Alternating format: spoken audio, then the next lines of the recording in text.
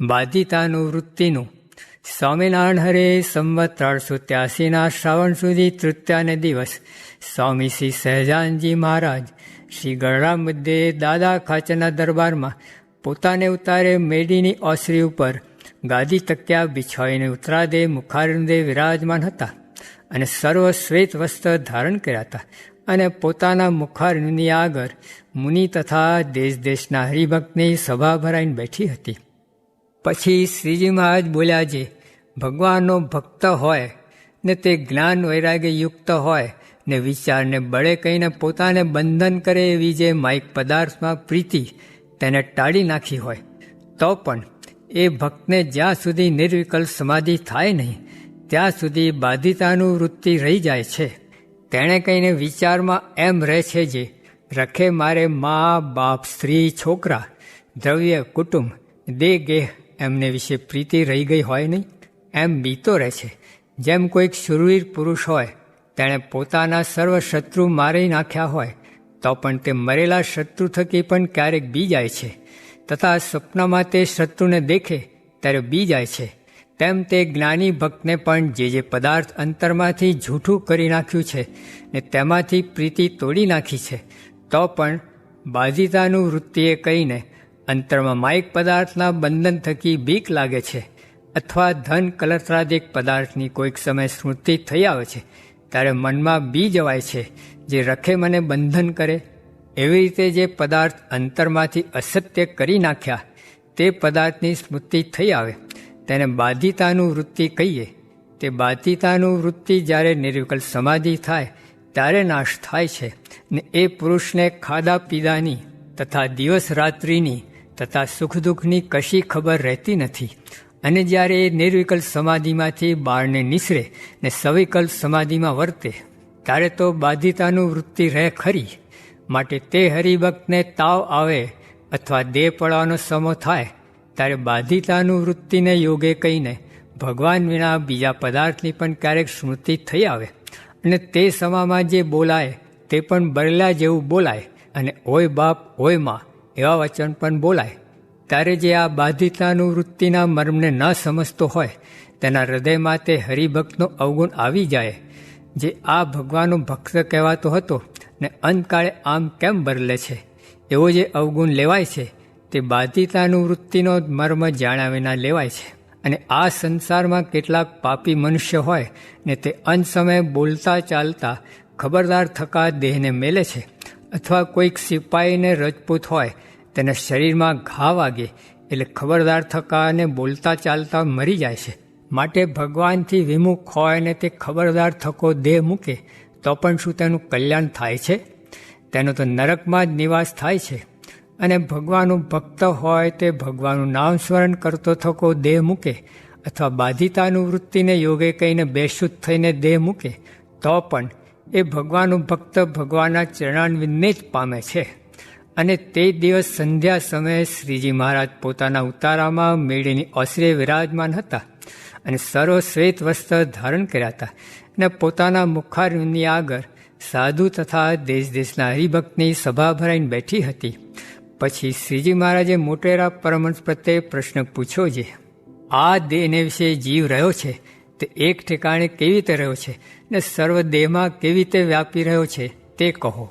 પછી જેને જેવું ભાષ્યું તેણે તેવું કહ્યું, પણ શ્રીજી મહારાજના પ્રશ્નનું કોઈથી સમાધાન થયું નહીં. પછી શ્રીજી મહારાજ બોલ્યા, છે જેમ દેહને વિશે અનાદિક રસનો વિકાર વીર્ય છે તેમ પંચ મહાભૂતના વિકારરૂપ એવું એક હૃદયને વિશે માસનું ચક્ર છે તેને વિશે જીવ રહ્યો છે. તે જેમ ચિથરાનો કાકડો હોય તેને તેલે પલાળીને અગ્નિએ સળગાવ્યો હોય તેમ જીવ છે તે માસના ચક્ર સંગાતે વર્ગીને રહ્યો છે. અને વળી જેમ લોઢાનો ખીલો હોય તેને વિશે અગ્નિ વ્યાપી રહ્યો હોય તેમ માસના ચક્રને વિશે જીવ જે તે વિશેષ સત્તાએ કહીને વ્યાપી રહ્યો છે અને સામાન્ય સત્તાએ કહીને બધા દેહને વિશે વ્યાપી રહ્યો છે. માટે જે ઠેકાણે દેહમાં દુઃખ થાય છે તે સર્વ દુઃખ જીવને જ છે, પણ દેહના સુખ દુઃખ થકી એ જીવ જુદો ન કહેવાય. અને કોઈક એમ કહેશે, જે જીવ તો પ્રકાશમાન છે અને માસનું ચક્ર અને દેહ તો પ્રકાશે રહી જ છે, તે બેને એકબીજામાં મળ્યા કેમ કહેવાય? તો એનો ઉત્તર એમ છે જેમ તેલ, કોળિયું ને વાટ તેના સંબંધ વિના એકલો અગ્નિનો જ્યોતિ આકાશને વિશે અધ્ધર પદ્ધર રહેતો નથી, તેમ પંચભૂતના વિકારરૂપ એવું જે માસનું ચક્ર તેના સંબંધ વિના એકલો જીવ રહેતો નથી. અને જેમ કોળિયા થકી, તેલ થકી ને વાટ થકી અગ્નિ જુદો છે, તે કોળિયાને ભાંગવે કહીને અગ્નિનો નાશ થતો નથી, તેમ માસના ચક્રને વિશે ને દેહને વિશે જીવ વ્યાપીને રહ્યો છે, તો પણ દેહને મરવે કહીને જીવ મરતો નથી. અને દેહ ભેળો સુખ દુઃખને તો પામે ખરો, પણ દેહના જેવો એ જીવનો નાશવંત સ્વભાવ નથી. એવી રીતે જીવ અવિનાશી છે ને પ્રકાશરૂપ છે અને દેહને વિશે વ્યાપક છે. અને જેમ મંદિરને વિશે એક સ્થળમાં દીવો મૂક્યો હોય, તે દીવાના અગ્નિની જ્યોતિ વિશેષે કરીને તો વાટને વિશે વ્યાપી રહી છે, અને સામાન્યપણે કરીને તો બધા ઘરને વિશે વ્યાપી રહી છે, તેમ જીવાત્મા છે તે પણ વિશેષે કહીને તો પંચમહાભૂતના વિકારરૂપ જે માસનું ચક્ર તેને વિશે વ્યાપીને રહ્યો છે, અને સામાન્યપણે કહીને તો બધા દેહમાં વ્યાપીને રહ્યો છે. એવી રીતે આ દેહને વિશે જીવ રહે છે, અને એ જીવને વિશે પરમેશ્વર પણ સાક્ષી રૂપે કહીને રહે છે. ઇતિ વચનામૃતમ. એવી રીતે ગઢડા અંત્ય પ્રકરણનું ચોથું વચનામૃત જે તે થયું. ગુણમાં દોષ રહ્યા છે તે શું? જે પોતે ત્યાગ રાખે ને બીજાનો દોષ આવે ને પોતે ન સૂવે ને જે સૂવે તેનો અવગુણ લે ઇત્યાદિ બહુ વાત છે, તે અવશ્ય સમજવાની છે. સ્વામિનારાયણ હરે. સ્વામીએ વાત કરી જે અધર્મ સર્ગ જબ કરત પ્રવેશ્યા, સુરનર મુનિમહી નહીં સુખ લેશા. એમ કહીને બોલ્યા જે એવો અધર્મ સર્ગ શેણે કરીને પ્રવેશ થાય છે, તો જ્યારે એકબીજાના મન નોખા પડે છે ત્યારે પ્રવેશ થાય છે, ને એકબીજામાં સંપ હોય તો અધર્મ સર્ગ પેસવા આવે નહીં. તે ઉપર મહારાજની કહેલી વાત કરી જે એક રાજાએ તીરનો ભાથો મંગાવ્યો ને બોલ્યા જે બળિયામાં બળિયો હોય ત્યાં તીરના ભાથાને ભાંગી નાખો. ત્યારે જે બળિયામાં બળિયો હતો તેથી પણ તીરનો ભાથો ભંગાણો નહીં. પછી ભાથામાંથી એક તીર કાઢીને એક ફોશીમાં ફોશી હતો તેને કહ્યું જે ભાંગી નાખ. ત્યારે તેણે તરત ભાંગી નાખ્યો. પછી એ રાજાએ મોટા મોટા ઉમરાવને કહ્યું છે, જો તમે આ તીરના ભાથાની પેઠે જૂથ રાખશો તો ગમે તેવો શત્રુ હશે તોય તમારો પરાભવ નહીં કરે ને રાજ આબાદ રહેશે. એ દ્રષ્ટાંત દઈને બોલ્યા છે, આ તમે સર્વે સાધુ, પાળા, બ્રહ્મચારી આમને આમ સંપ રાખશો તો ગમે તેવો તમારે અંતરશત્રુનો વધારો હશે તો પણ પરાભવ નહીં કરી શકે, ને આમ નહીં રહો તો અલ્પ જેવો દોષ હશે તે પણ સત્સંગમાંથી બહાર કાઢી નાખશે. એમ કહીને બોલ્યા છે, જુઓ ને કેટલાકને તો જોડ જ નથી, ને કોઈક તો પાકલ ગુમડા જેવા, તે કહેવાય તો નહીં. માટે 10 મંડળમાં જેમ જેને મળતું આવે તેમ સર્વ રહેજો. એટલી વાત કરી ત્યાં વાસુદેવ હરે થયા, તે જમવા પધાર્યા. સ્વામિનારાયણ હરે. સ્વામીએ વાત કરી છે, જ્યારે જ્યારે કામાધિક આવે ત્યારે ત્યારે ઉપેક્ષા કરવી, કહેતા એના સંકલ્પ મૂકીને બીજી ક્રિયામાં પ્રવર્તવું, એટલે તે સંકલ્પનું જોર ચાલે નહીં. તેમાં દૈત્યનું દ્રષ્ટાંત દીધું છે, વજ્રે કરીને ન મૂવો ને ભગવાને કહ્યું તેથી દરિયાના ફીણે પ્રહલાદે માર્યો ત્યારે મૂવો. તેમ તે કામાદિકના સંકલ્પ ટાળવાના ઉપાય પણ કયા છે, પણ તે સર્વે ઉપાય કરતાં તે સમયે બીજી કોઈ ક્રિયામાં મંડવું, તેથી ઓલો સંકલ્પ ટળી જાય. સ્વામિનારાયણ હરે. સ્વામીએ વાત કરી છે, કલૌ કીર્તનાથ. એનો અર્થ કર્યો છે, કળિયુગમાં તમો ગુણ રજો ગુણ ઘણો, એટલે કીર્તન ગાવા તથા ભજન કરવું એટલે તમો ગુણ પેસે નહીં.